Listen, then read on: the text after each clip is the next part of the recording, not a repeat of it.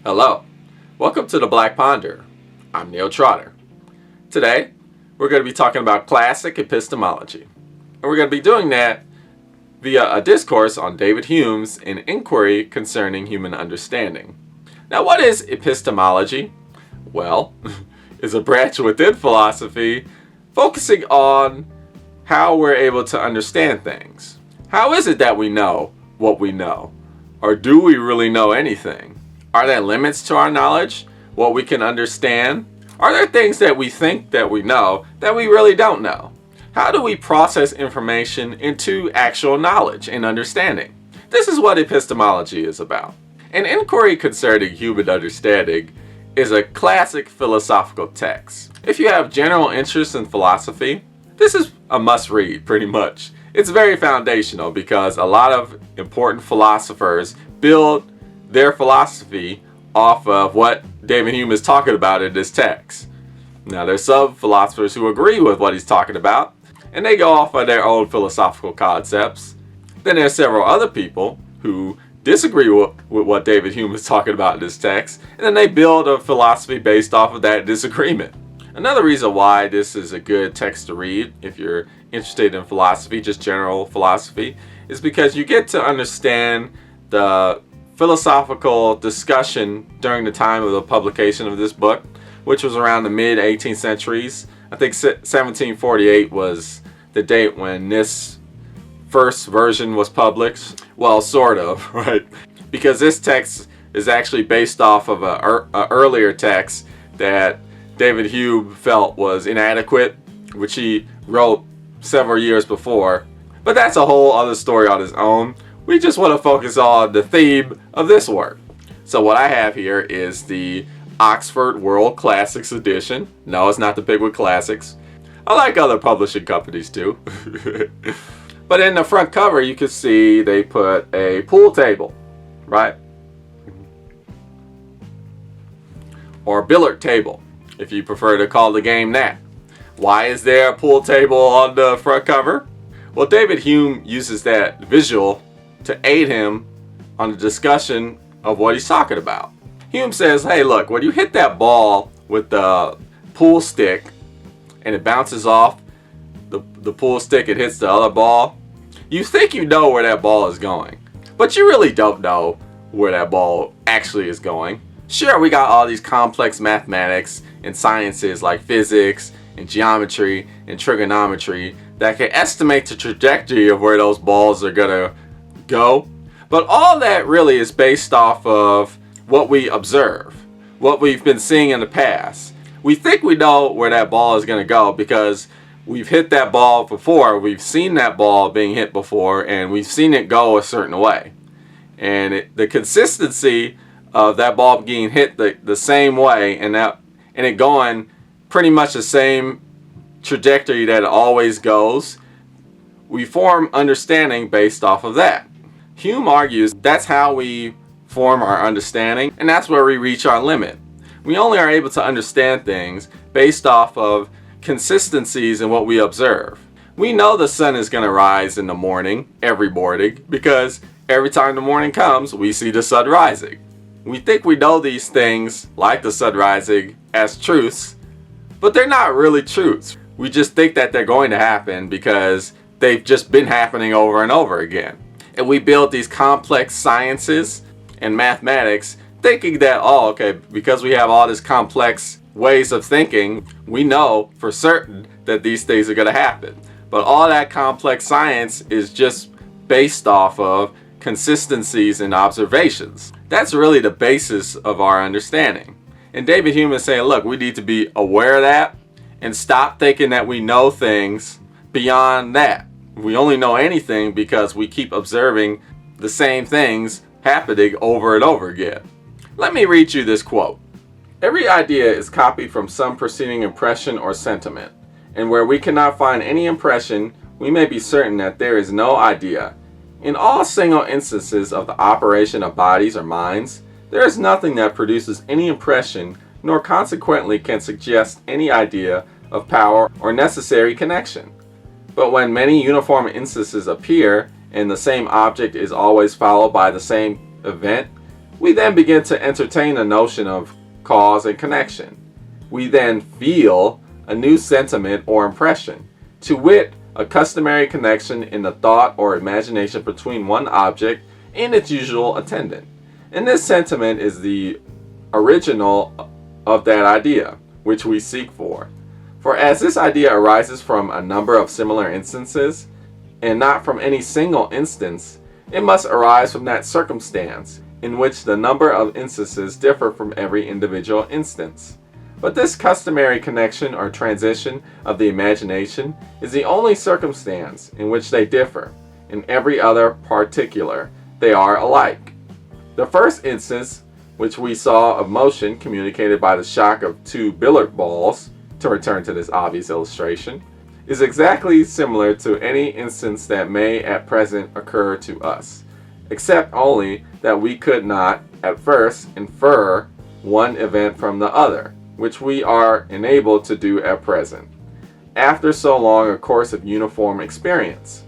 In all abstract reasoning, there is one point of view, which if we can happily hit, we shall go farther towards illustrating the subject, than by all the eloquence and copious expression in the world. This point of view we should endeavor to reach and reserve the flowers of rhetoric for subjects which are more adapted to them. So basically what Hume is saying in that quote is we fool ourselves in thinking that we understand things beyond consistencies in observations. We make ourselves believe that we truly understand things to their fullest extent, that we really know that these things are happening. And we do that through very beautiful rhetoric. Hume is kind of attacking philosophers that do that.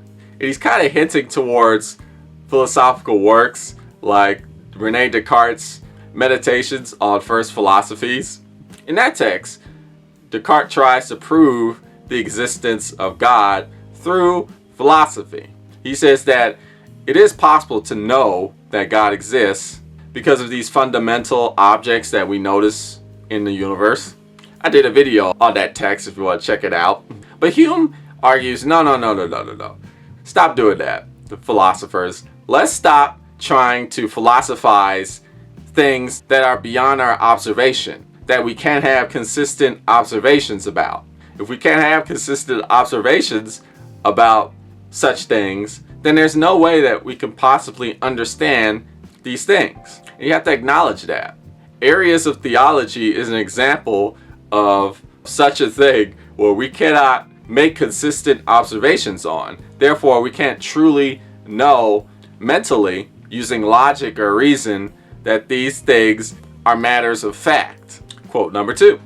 But as long as we will rashly suppose that we have some farther idea of necessity and causation and operations of external objects, at the same time that we can find nothing farther in the voluntary actions of the mind, there is no possibility of bringing the question to any determinate issue, while we proceed upon so erroneous a supposition.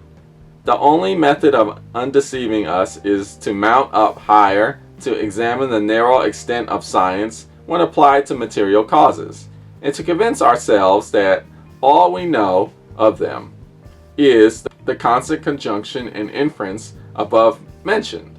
We may perhaps find that it is with difficulty we are induced to fix such narrow limits to human understanding, but we can afterwards find no difficulty when we come to apply this doctrine to the actions of the will. For as it is evident that these have a regular conjunction with motives and circumstances and characters, and as we always draw inferences from one to the other, we must be obliged to acknowledge in words that necessity which we have already avowed in every deliberation of our lives and in every stop of our conduct and behavior. Again, David Hume is saying that we have to acknowledge the limits of human understanding and stop trying to pretend that we're able to fully comprehend matters that are incomprehensible, like religion. And David Hume directly hits at this, which makes this text controversial. I have to say that I'm pretty much in agreement with what's being said here in terms of the philosophy. David Hume is on point here. Check out this quote. The second objection admits not of so easy and satisfactory an answer, nor is it possible to explain distinctly how the deity can be the mediate cause of all the actions of men, without being the author of sin and moral turpitude. These are mysteries which mere natural and unassisted reason is very unfit to handle, and whatever system she embraces, she must find herself involved in inextricable difficulties and even contradictions at every step which she takes with regard to such subjects.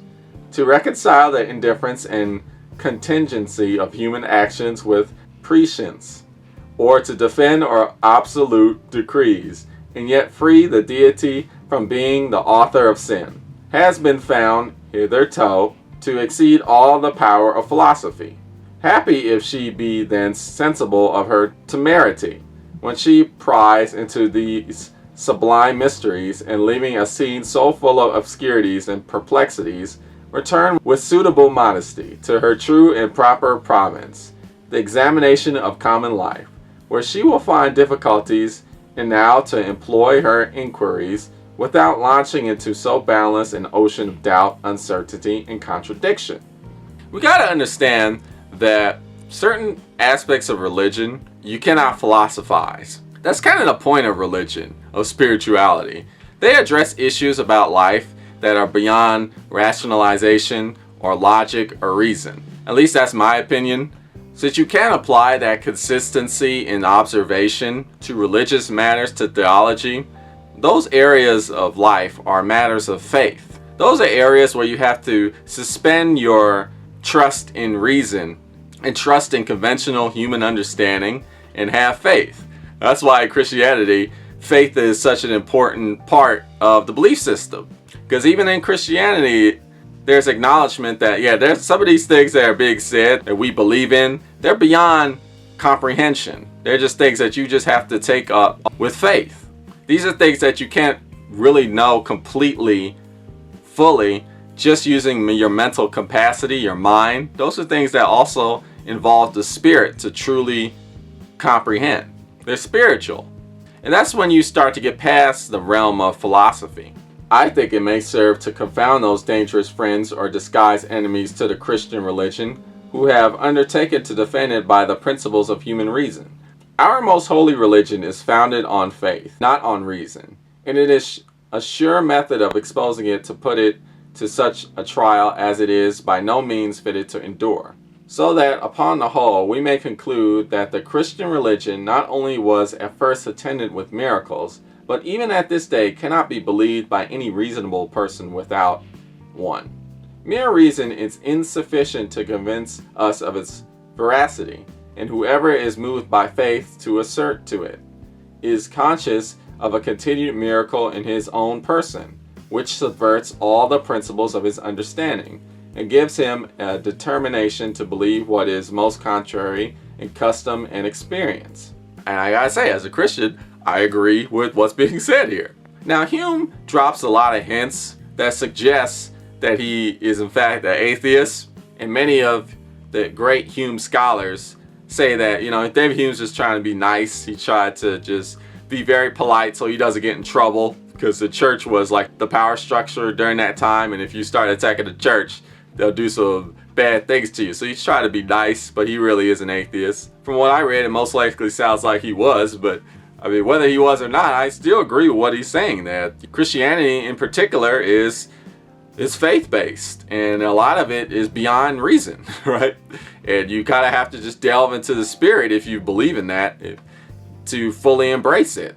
You kind of have to put aside this notion that you can completely understand with your mind everything that's important about life, because there's some things that are beyond reason which are very important in life. This is a Christian belief. David Hume is saying, let's stop trying to apply philosophical inquiries that try and prove Christian religion, because that's just not going to work. What this means, in my opinion, is that you can't force upon somebody a religious belief system, because you can't explain that belief system using reason or logic. You can explain parts of that religion using reason and logic, but there's very important parts that you cannot.